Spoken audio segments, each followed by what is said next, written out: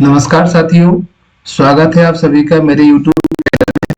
साथियों, आज के वीडियो में हम देखेंगे कक्षा 5 और 8वीं के मूल्यांकन से संबंधित अर्धवार्षिक मूल्यांकन की प्रविष्टि के संबंध में हमें कौन कौन सी सावधानियां रखनी है, जिससे कि आगे जाकर के हमें किसी भी प्रकार की कोई परेशानी ना आए। तो इसमें हमें किस प्रकार से अंकों की एंट्री करना है, अंक कितने विषय के भरे जाएंगे, कितने अंकों में से हमें अंक भरना है, ऐसे बहुत सारे प्रश्न हमारे शिक्षक साथियों के आ रहे थे। उन सभी का समाधान हम इस वीडियो के माध्यम से करेंगे। तो इस वीडियो को आप ज्यादा से ज्यादा लोगों तक शेयर करें, और यदि आपने अभी तक चैनल को सब्सक्राइब नहीं किया है, पहली बार आप वीडियो पर हैं, तो चैनल को सब्सक्राइब करें, वीडियो को लाइक करें और बेल आइकन को सिलेक्ट कर ऑल को क्लिक करें, जिससे सबसे पहले नोटिफिकेशन आपको मिल सके। तो साथियों, चलिए देखते हैं हम अंकों की प्रविष्टि कैसे करना है और कौन कौन सी सावधानियां रखना है। तो सबसे पहले हमें राज्य शिक्षा केंद्र पर लॉगिन कर लेना है, rskmp.in पर जाकर के। जैसे ही हम लॉगिन करेंगे, जबकि हमने रजिस्ट्रेशन के लिए लॉगिन किया था, सेम उसी टाइप से लॉगिन करना है। तो लॉगिन करने के बाद कुछ इस तरह का इंटरफेस हमारे सामने आएगा, जहां पर हम देखेंगे 5-8 एग्जाम 2023-24। तो इसे हमें ओपन कर लेना है। यहाँ पर ये marks entry half yearly exam के लिए अभी ओपन हुआ है। प्रोजेक्ट वर्क की एंट्री के लिए ऑप्शन बाद में आएगा। तो हाफ ईयरली मार्क्स की एंट्री के लिए हमें इसे ओपन कर लेना है। अंक हमें जो भी हमारे हाफ ईयरली एग्जाम 60 मार्क्स का हुआ था, उसमें से आपके जितने भी अंक आए हुए हैं वही अंक आपको इसमें प्रविष्ट करना है। इसके बाद जैसा कि हमें पता है, वार्षिक परीक्षा परिणाम 100 अंकों के हिसाब से ही बनाया जाएगा, जिसमें 20 अंक आपके प्रोजेक्ट कार्य के, 20 अंक आपके हाफ ईयरली एग्जाम के और 60% आपका एनुअल एग्जाम का रहेगा। तो ये जो कैलकुलेशन है ऑटोमेटिकली कैलकुलेट कर लिया जाएगा। आपके जो हाफ ईयरली एग्जाम कंडक्ट हुए थे, उस एग्जाम में जो छात्र ने अंक प्राप्त किए हैं, आपको उसी से मार्क्स को हमें भरना है। तो 5 और 8 दोनों के लिए इसको भरना है। आपका विद्यालय जिस कक्षा तक संचालित है, अगर प्राथमिक है तो केवल 5वीं की एंट्री होगी इस पर अभी, और 8वीं तक है तो 8वीं की। केवल बोर्ड एग्जाम, जो बोर्ड पैटर्न पर एग्जाम होना है, उससे संबंधित हाफ ईयरली अंकों की एंट्री हमें करना है। तो हम यहाँ पर एंट्री को क्लिक कर देते हैं। क्लिक किया तो कुछ इस तरह का इंटरफेस आएगा। यहाँ से हमें कक्षा सिलेक्ट करनी है, जिस कक्षा के लिए आप मार्क्स को भरना चाह रहे हैं। तो आप देखिए, यहाँ हमने कक्षा सिलेक्ट की और शो पर क्लिक करेंगे तो जो भी बच्चे आपने रजिस्टर्ड किए हैं, जितने भी छात्र रजिस्टर्ड हैं, उन सभी का डाटा आपका सामने यहाँ पर आ जाएगा। और यहाँ हम देख पा रहे हैं कि प्रथम भाषा अर्थात हिंदी, द्वितीय भाषा अर्थात अंग्रेजी, तृतीय भाषा में हमें संस्कृत के मार्क्स कक्षा 8वीं के लिए भरना है। 5वीं में तृतीय भाषा हमने रजिस्टर्ड भी नहीं की थी और वहां उसकी अंक प्रविष्टि भी नहीं होगी, इसलिए ये कॉलम आपका फ्री जाएगा। इसके बाद चौथा सब्जेक्ट गणित, विज्ञान और सामाजिक विज्ञान, ये रहेगा। इसके लिए यदि आपको और अपनी एक ऑथेंटिक जानकारी रखना है, तो सबसे पहले इसका आप एक प्रिंट आउट ले लें।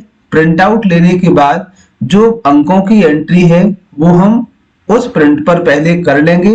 उसके बाद सीरियल से हमारे नाम खुलेंगे और इसी में हम अंकों की एंट्री कर देंगे। तो हम इसमें कोई भी जो भी हमारे अंक हैं उसे हम यहाँ पर एंट्री कर सकते हैं। देखिए, यहाँ पर जैसे हम यहाँ एंट्री हमने कर दी, जो भी आपके मार्क्स आए हुए हैं तो वो हमने यहाँ पर हम एंट्री कर देंगे। एंट्री करने के बाद जितने भी अंक हैं, सभी में हमें जो भी विषय में आए हुए अंक हैं उनको हम यहाँ पर भर देंगे। जब सारे कॉलम आपके भर जाएंगे तो भरने के बाद नीचे स्क्रॉल करेंगे, जब लास्ट डिजिट तक, जो लास्ट स्टूडेंट है वहां तक पूरे अंक भर जाते हैं, तो हम वेरीफाई एंड सबमिट पर हम क्लिक कर देंगे। जैसे ही आप वेरीफाई एंड सबमिट पर क्लिक करेंगे तो आपका कुछ इस तरह से आएगा, आपकी घोषणा होगी कि मैं वेरीफाई या सत्यापित करता हूं। तो इसे हम यस वेरीफाइड कर देंगे। जैसे ही हम यस वेरीफाइड करते हैं तो ये क्लिक राइट का निशान आ जाएगा, अर्थात आपने जो एंट्री प्रविष्ट की है वो आपकी प्रविष्ट हो गई है। अब दूसरी बात आती है कि यदि हमारी अंक भरते समय हमने जो भरे हैं उसमें कोई त्रुटि हो जाती है तो हम कैसे सुधारेंगे उसे। आपने वेरीफाई कर दिया, इसके बाद भी आपके पास अभी सुधारने के चांस रहेंगे, तो पहले तो हम कोशिश करें कि एक बार में ही हमारे अंक हों वो सही भर जाए। अब देखिए हम देखते हैं कि जो हमने एंट्री की है वो हुई है एंट्री या नहीं हुई है। तो हम यहाँ से फिर से वही क्लास सिलेक्ट करेंगे जो हमने भरी हुई है और शो पर क्लिक कर देंगे। जैसे ही हम शो पर क्लिक करते हैं तो संबंधित छात्र के हमने जो अंक भरे हुए थे वो यहाँ पर आने लगे। अब बाई मिस्टेक यदि हमारे यहाँ अंकों में कोई सुधार हम करना चाहते हैं या भूलवश कोई गलत हो गए, इसका हम दोबारा से प्रिंट भी ले सकते हैं और फिर हम चेक कर सकते हैं। चेक करने के बाद यदि आपको ऐसा लगता है कि हमसे कोई मिस्टेक हुई है, गलती हो गई है, भूलवश कोई हम हो जाती है, तो उसमें हम सुधार भी कर सकते हैं। हम इसे फिर सुधार लेते हैं। देखिए यहाँ पर जो हमने मार्क्स यहाँ भरे हुए थे उसे हमने चेंज कर दिया है। सो सुधारने के बाद हम फिर से जब जहां जहां गलती हुई थी उसको हम सुधार देंगे और उसके बाद हम फिर इसको वेरीफाई कर देंगे। वेरीफाई करने के बाद ये आपको सुधर गया है। सुधरने के बाद जो हमने नए अंक एंटर किए थे उसे हम दोबारा से यहाँ देख सकते हैं, तो फिर से हम शो करेंगे और जो आपने इसमें सुधार किया हुआ है वो आपका इसमें सुधार होकर के आ जाएगा। तो साथियों इस तरह से हमें बहुत ही सतर्कता से भरना है। अभी मार्क्स आपको आउट ऑफ 60 मार्क्स से देना है, यहाँ कोई कंफ्यूजन वाली बात नहीं है, स्पष्ट दिया गया है। अब इसका जो 20% वेटेज होगा जो कि हमारी फाइनल मार्कशीट में आना है वो ऑटो कैलकुलेट हो जाएगा। हमें मार्क्स की एंट्री 60 में से ही करना है, 20 में से नहीं करना। तो ये एक प्रश्न का आंसर था। दूसरा था कि तीसरी भाषा में हम किसको भरेंगे, तो कक्षा 8 के लिए हमें संस्कृत को ही तीसरी भाषा के रूप में चुना है और संस्कृत के ही अंक हम तीसरी भाषा के रूप में लिखेंगे। अब इसी तरह इसके बाद हम बात करते हैं कक्षा 5वीं की, कि 5वीं की एंट्री हम किन किन विषयों की हमें करना है।